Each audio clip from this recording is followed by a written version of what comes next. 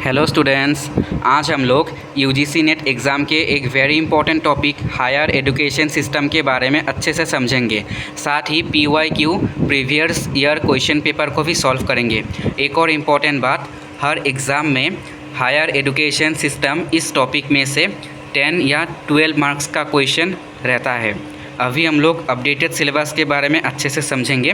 Updated syllabus for UGC net JRF paper 1 includes topics like data interpretation, teaching aptitude, research aptitude, communication, mathematical reasoning, logical reasoning, ICT, information and communication technology, people and environment, higher education systems comprehension। आज हम लोग higher education systems इस topic को अच्छे से discuss करेंगे। साथ ही PYQ previous year question paper को भी सॉल्व करेंगे। 2023, 24, 25 में क्या क्या क्वेश्चन पूछा गया था इस टॉपिक से अच्छे से डिस्कस करेंगे। और लास्ट वीडियो में हम लोगों ने ICT, information and communication technology और पीपल एंड एनवायरनमेंट इन दो टॉपिक को अच्छे से डिस्कस किया था और साथ ही प्रीवियस ईयर क्वेश्चन पेपर को भी डिस्कस किया था। इस वीडियो का डिस्क्रिप्शन में आप लोग को लिंक मिल जाएगा। आज हम लोग हायर एजुकेशन सिस्टम्स इस टॉपिक को अच्छे से डिस्कस करेंगे और प्रीवियस ईयर क्वेश्चन पेपर को भी सॉल्व करेंगे। अभी हम लोग हायर एजुकेशन सिस्टम्स का एक इम्पॉर्टेंट टॉपिक है स्वयं प्रभा, इसके बारे में डिस्कस करेंगे। और अभी तक जिन लोगों ने यूजीसी नेट एग्ज़ाम का अटैम्प्ट दिया है अभी तक, उनको अच्छे से पता है कि हर एग्ज़ाम में स्वयं प्रभा से रिलेटेड क्वेश्चन पूछा जाता है। 2023 जून में ये क्वेश्चन पूछा गया था, स्वयं प्रभा का फुल फॉर्म आया था। और 2023 का दिसंबर में आप लोगों को स्वयं प्रभा का चैनल के बारे में क्वेश्चन पूछा गया था। और अभी तक स्वयं प्रभा से काफ़ी क्वेश्चन पूछा गया है। अभी हम लोग अच्छे से समझते हैं स्वयं प्रभा के बारे में। The full form of Swayam Prabha is study webs of active learning for young aspiring minds. It is a group of 40 DTH direct to home channels that broadcast high quality educational programs 24 hours a day, 7 days a week। Week के हर दिन 24 घंटे स्वयं प्रभा में high quality educational programmes प्रदान किया जाता है। और एक और इम्पॉर्टेंट टॉपिक था 2025 जून में आया था, मॉक के बारे में पूछा गया था। मॉक का फुल फॉर्म आया था। मॉक का फुल फॉर्म है the full form of mock is massive open online courses. Next question है हम लोग का स्वयं प्रभा से रिलेटेड। ये क्वेश्चन 2023 में आया था, दिसंबर में आया था। 2023 दिसंबर में आया था। क्वेश्चन है स्वयं प्रभा चैनल 07 कौटिल्य, नाम याद रखना। स्वयं प्रभा का अभी हम लोगों ने डिस्कस किया। 40 DTH चैनल है, याद रखना। और 07 का नाम है कौटिल्य। हम लोग का क्वेश्चन ये 2023 दिसंबर में आया था। स्वयं प्रभा चैनल्स 07 कौटिल्य, नाम याद रखना। Is related to which of the following subjects. मतलब पूछा गया है कि स्वयं प्रभा का जो 07 जो कौटिल्य जो चैनल है उसमें क्या क्या विषय को पढ़ाया जाता है। ऑप्शन देखिए, इकोनॉमिक्स, अर्थशास्त्र, उसके बाद कॉमर्स, वाणिज्य, नेक्स्ट है फाइनेंस, वित्त। इन 3 विषयों को पढ़ाया जाता है। और स्वयं प्रभा के बाकी चैनल के बारे में हम लोग थोड़ा देख लेते हैं। इंपॉर्टेंट क्वेश्चन आ सकते हैं, इंपॉर्टेंट टॉपिक है, स्वयं प्रभा से रिलेटेड क्वेश्चन पूछा जाता है। एक और क्वेश्चन आया था चैनल 2 के बारे में पूछा था। हम लोग अच्छे से डिस्कस करते हैं। स्वयं प्रभा का जो चैनल 1 है उसका नाम है बागीस, और उसमें भाषा, साहित्य और संस्कृति इन तीनों विषयों को पढ़ाया जाता है। उसके बाद चैनल 2 का नाम है संस्कृति। इसमें संस्कृति, योग, आयुर्वेद इन विषयों को पढ़ाया जाता है। और पूछा गया था कि स्वयं प्रभा का कौन सा चैनल में योग विषय को पढ़ाया जाता है। चैनल 2 में, जिसका नाम संस्कृति है। चैनल 2 संस्कृति। उसके बाद इसमें संस्कृति, योग और आयुर्वेद इन तीनों विषयों को पढ़ाया जाता है। चैनल 3 है प्रबोध। प्रबोध में क्या क्या विषय पढ़ा जाता है, सामाजिक विज्ञान और व्यवहार विज्ञान। चैनल 4 का नाम है सारस्वत। उसमें शिक्षा, मनोविज्ञान और गृह विज्ञान को पढ़ाया जाता है। चैनल 5 है प्रबंधन। प्रबंधन में क्या क्या विषय पढ़ाया जाता है? प्रबंधन, पुस्तकालय विज्ञान और सूचना विज्ञान। चैनल 6 विधिक, इसमें कानूनी अध्ययन और मानवाधिकार विषय को पढ़ाया जाता है। और चैनल 7 कौटिल्य में अर्थशास्त्र, वाणिज्य और वित्त विषय को पढ़ाया जाता है। अभी नेक्स्ट क्वेश्चन में हम लोग जा रहे हैं। नेक्स्ट क्वेश्चन है, यह क्वेश्चन 2023 दिसंबर का है। According to UGC regulation 2018 for prevention of plagiarism, which among the following similarities would constitute level 3 plagiarism. इसमें पूछा गया कि साहित्यिक चोरी रोकने के लिए, इस टॉपिक से क्वेश्चन हर एग्ज़ाम में पूछा जाता है। साहित्यिक चोरी रोकने के लिए यूजीसी विनियम 2018 के अनुसार निम्नलिखित में से कौन सी समानताएं लेवल 3 साहित्यिक चोरी के अंतर्गत आएंगे? मतलब इसमें पूछा गया है कि जो साहित्यिक चोरी है वो लेवल 3 के साहित्यिक चोरी में कब आएगा, उसका लेवल कितना होगा जो उससे लेवल 3 में उसको इंक्लूड किया जाएगा। 60+ होना पड़ेगा लेवल 3 के लिए। आप लोग याद रखना, साहित्यिक चोरी को रोकने के लिए यूजीसी विनियम 2018 के अनुसार निम्नलिखित में से कौन से समानता लेवल 3 साहित्यिक चोरी के अंतर्गत आएंगे। याद रखना, लेवल 3 के लिए क्या होना पड़ेगा? 60+ रहना पड़ेगा, सिमिलैरिटीज़ याद रखना, ठीक है। अभी 60+ कौन कौन सा ऑप्शन में है देखिए लेवल 3 के लिए। ऑप्शन डी और ऑप्शन ई में 60+ है, ठीक है। इसका करेक्ट आंसर होगा ऑप्शन सी, डी और ई, ठीक है। 60+ है, डी और ई में क्या है? 60+ है, ठीक है। अभी हम लोग इसको और अच्छे से समझेंगे, इस टॉपिक को अच्छे से समझेंगे। देखिए क्या है, इसका स्तर देखेंगे। कितना स्तर है? पहले है 0 स्तर, 0 लेवल, ठीक है। उसके बाद कितना है? 0 स्तर 0 से 10% सिमिलरिटीज़, ठीक है। उसके बाद समानताएं। उसके बाद 0 स्तर के बाद है प्रथम स्तर लेवल 1, 10% से 40% तक समानताएं, ठीक है, लेवल 1। लेवल 2 कितना है? द्वितीय स्तर, द्वितीय स्तर है 40% से 60% तक समानताएं, ठीक है, लेवल 2 द्वितीय स्तर। उसके बाद क्या है?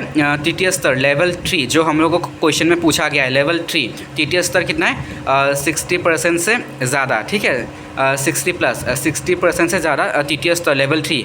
हम लोगों ने इस क्वेश्चन को अभी डिस्कस किया। 60+ किस किस में था? ऑप्शन डी और ई में था, ठीक है। अभी हम लोग नेक्स्ट क्वेश्चन में जा रहे हैं। नेक्स्ट क्वेश्चन है, the university of Vikramshila was a well known centre of तांत्रिक बुद्धिज़्म, और the founder of Vikramshila university is Dharmapala, याद रखना, ठीक है। Dharmapala was the founder of Vikramshila university, याद रखना। और एक इम्पॉर्टेंट टॉपिक है इसमें, विक्रमशिला के साथ तक्षशिला यूनिवर्सिटी के ऊपर भी क्वेश्चन आता है। तक्षशिला यूनिवर्सिटी, उसमें क्वेश्चन पूछा गया था 2023 में पूछा गया था, 2023 में जून में पूछा गया था। तक्षशिला यूनिवर्सिटी में निम्नलिखित किन किन लोगों ने शिक्षा प्राप्त किया था? पाणिनि और चाणक्य ने शिक्षा प्राप्त किया था, ये याद रखना, ठीक है।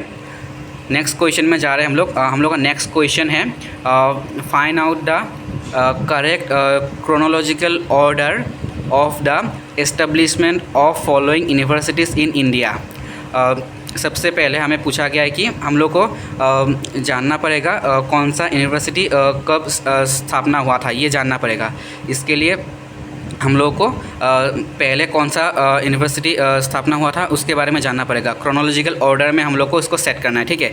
तो सबसे पहले होगा E, option E, university of Calcutta, ठीक है, 1857 में स्थापना हुआ था।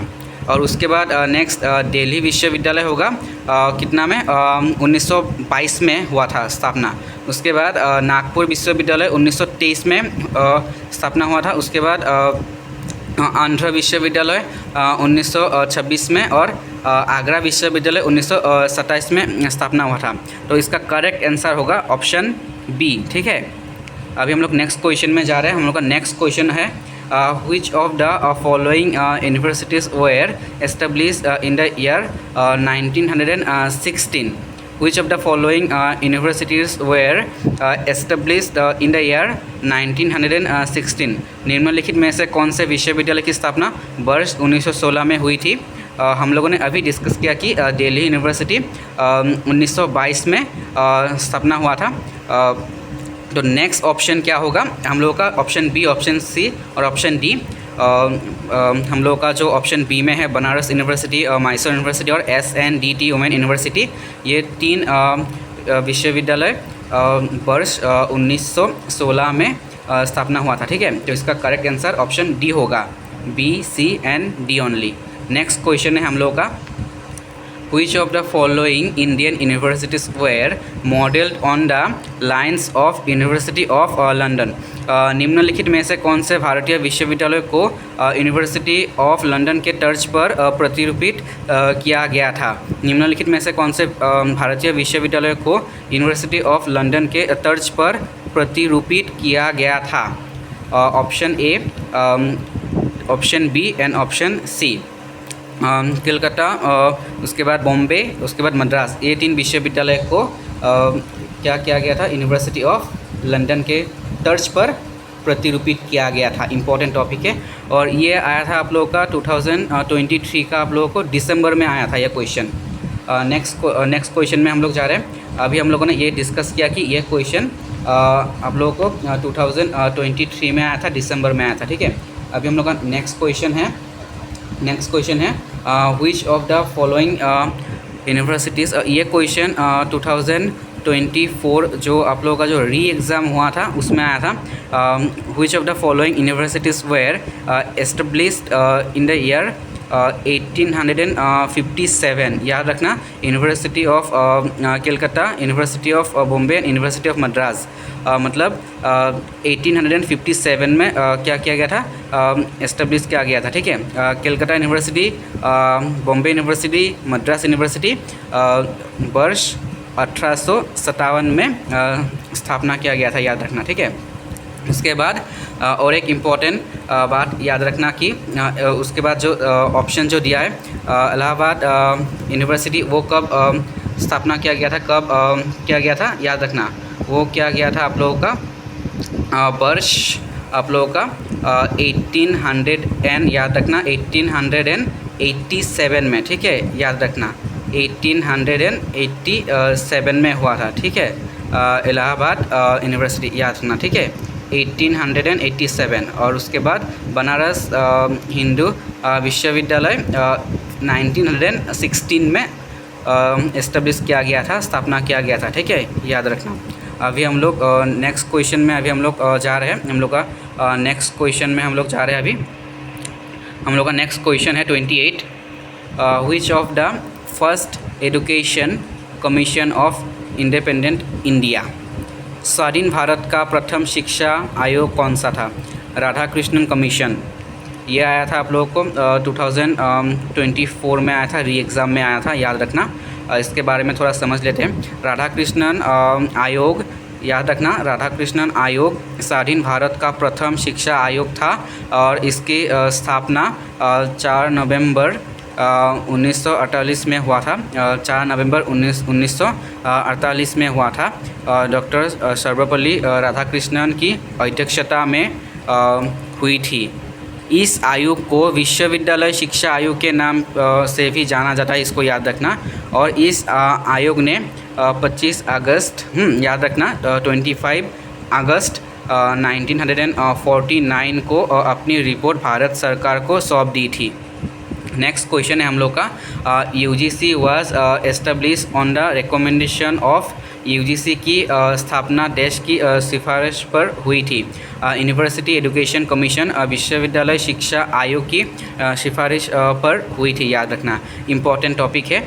और लास्ट वीडियो में हम लोगों ने ICT information and communication technology और पीपल एंड इन्वायरमेंट, इन 2 टॉपिक को अच्छे से हम लोगों ने डिस्कस किया था। इस वीडियो का डिस्क्रिप्शन में लिंक मिल जाएगा। और ICT information and communication technology very important topic है और इससे फुल फॉर्म पूछा जाता है। ICT information and communication technology. इस यूनिट से फुल फॉर्म पूछा जाता है HTTP, उसके बाद URL, www, इनके ऊपर काफ़ी फुल फॉर्म पूछा जाता है। उसके बाद इनपुट डिवाइस आउटपुट डिवाइस के ऊपर भी क्वेश्चन आता है। उसके बाद प्राइमरी मेमोरी सेकेंडरी मेमोरी कौन कौन सा है पूछा जाता है। रैम और रोम का फुल फॉर्म भी पूछा जाता है। रैम का फुल फॉर्म और रोम का फुल फॉर्म 2024 री एग्ज़ाम में पूछा गया था। रैम का full form random access memory, ROM का full form read only memory.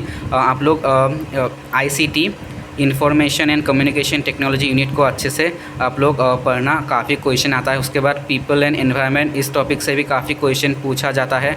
People and environment, इस टॉपिक में से आप लोगों को MDG और SDG के ऊपर भी काफ़ी क्वेश्चन पूछा जाता है। MDG मिलेनियम डेवलपमेंट गोल और SDG सस्टेनेबल डेवलपमेंट गोल, इसके बारे में पूछा जाता है कि मिलेनियम डेवलपमेंट गोल्स और टारगेट्स कितना है। उसके बाद SDG सस्टेनेबल डेवलपमेंट गोल्स और टारगेट्स कितना है, इन दोनों के ऊपर काफ़ी क्वेश्चन आता है। उसके बाद ग्रीन हाउस गैस के ऊपर भी क्वेश्चन आता है। ओजोन लेयर के ऊपर भी क्वेश्चन पूछा जाता है। आप लोग इन दो टॉपिक को अच्छे से पढ़ना, काफ़ी क्वेश्चन आता है। हम लोग नेक्स्ट वीडियो में हम लोग रिसर्च एप्टीट्यूड, उसके बाद communication, research aptitude and communication दोनों टॉपिक को अच्छे से डिस्कस करेंगे। आज के लिए वीडियो हम लोग यहाँ पर ही समाप्त करते हैं।